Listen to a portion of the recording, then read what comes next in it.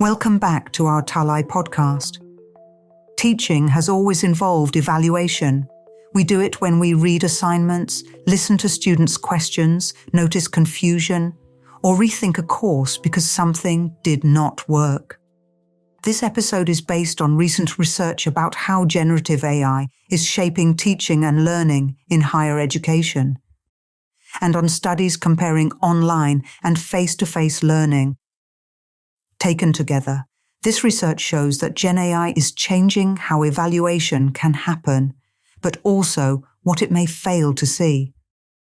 Students are already using GenAI to support their learning. Teachers are adjusting assessments, redesigning tasks, and rethinking what counts as evidence of understanding.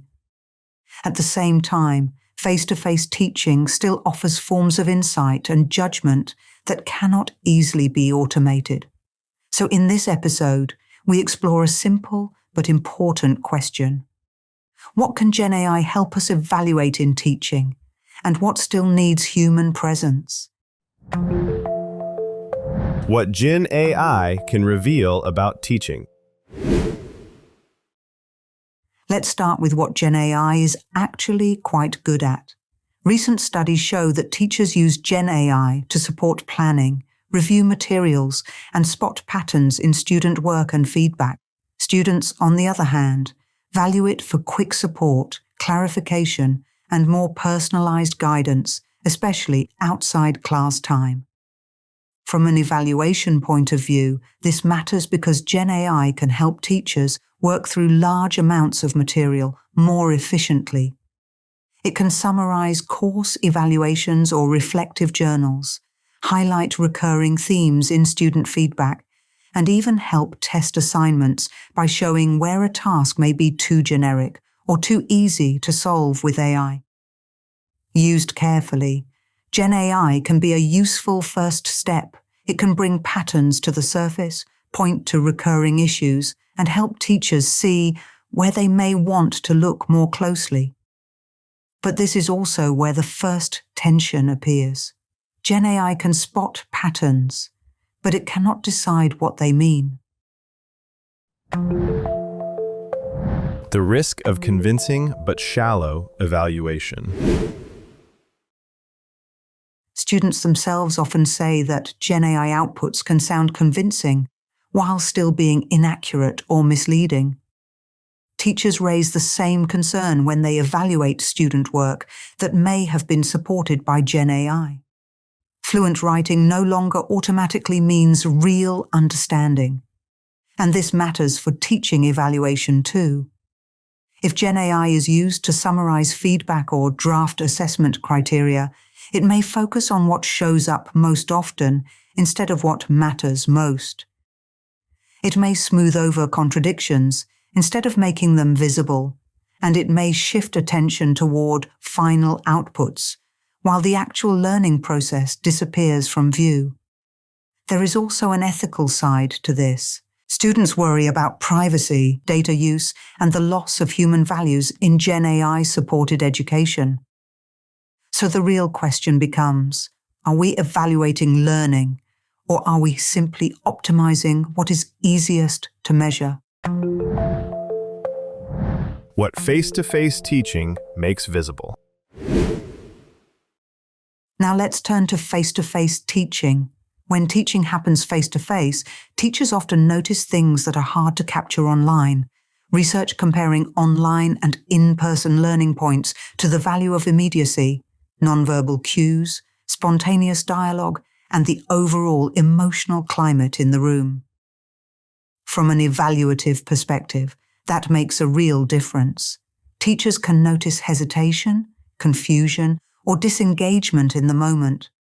They can adjust their explanations right away, and they can judge understanding through dialogue, not only through written work.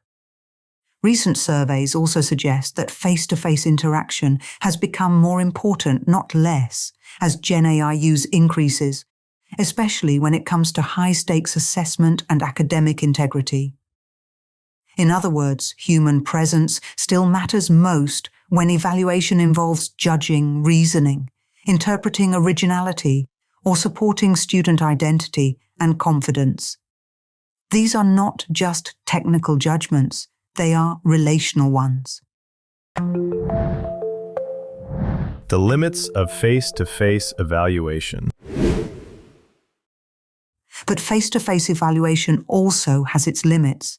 It can be harder to document in a systematic way. It can be shaped by implicit bias, and in large groups, it can be difficult to apply consistently. Students also value online and GenAI-supported environments for good reasons. They often offer more flexibility, better accessibility, and greater time efficiency, especially for students who are balancing study with work or other responsibilities. And simply adding face-to-face elements does not automatically improve learning. Blended formats can still carry the weaknesses of online teaching if the design itself does not really change. So the choice is not between GenAI and face-to-face teaching. The more useful question is how each mode can contribute to evaluation that is fair, meaningful, and valid. 3 tensions every teacher must navigate. Across the research, 3 tensions come up again and again. The first is the tension between efficiency and depth. GenAI can speed up evaluation, but speed does not automatically lead to insight. Teachers need to decide where efficiency is helpful and where it starts to reduce understanding. The second tension is between personalization and fairness. Students may benefit from more tailored support, but unequal access to GenAI or differences in how it is used can distort how learning is evaluated. And the third tension has to do with innovation and professional identity. Many teachers report anxiety, increased workload, and a lack of institutional support, even while they also see GenAI's potential to improve teaching. These tensions cannot be solved by tools alone. A more productive framing. A more helpful way forward is to recognize that GenAI and face-to-face teaching each have their own evaluative strengths. GenAI is especially useful in the early stages of evaluation. It can help identify patterns, review large amounts of feedback, and support the redesign of assessments and course alignment. Face-to-face teaching, by contrast, is especially strong when evaluation depends on reasoning, judgment, trust, or academic integrity. It also matters when learning needs to be understood as a social and relational process, not just as a set of outputs. That is one reason why many teachers are moving toward process-based assessment, staged drafts, and reflective tasks. These approaches help keep human judgment at the center. A question to take forward. Evaluating teaching has never been neutral. GenAI brings this into sharper focus because it pushes us to ask what we really value as evidence of learning. So perhaps the most important question is not, should I use GenAI or face-to-face methods, but rather, which parts of evaluation need to remain human, and where can GenAI support without replacing professional judgment? That decision remains firmly a pedagogical one. That is all for today's episode. Thanks for listening, and we hope this has given you some useful perspectives to take into your own teaching practice.